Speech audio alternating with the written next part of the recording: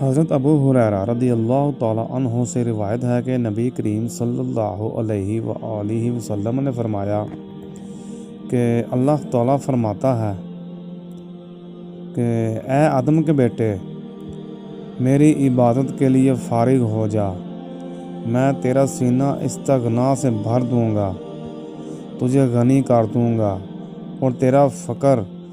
یعنی تیری غربت دور کر دوں گا، اور اگر تو نے ایسا نہ کیا تو میں تیرے سینے کو اشغال سے بھر دوں گا، یعنی تجھے دنیا کے کاموں میں الجھا دوں گا اور تیرا فقر تیری غربت دور نہیں کروں گا۔ مگر آپ نے اپنی روزمرہ زندگی میں یہ دیکھا ہوگا کہ ہم نماز کے لیے ٹائم نکالتے ہی نہیں، یہی کہہ دیتے ہیں کہ بس تھوڑا سا کام باقی رہ گیا ہے، وہ کر لوں پھر نماز ادا کروں گا۔ نہیں، کام چھوڑ کر آپ نماز پڑھیں تو آپ دیکھیں گے کہ اللہ تعالیٰ آپ کے رزق میں، آپ کی کمائی میں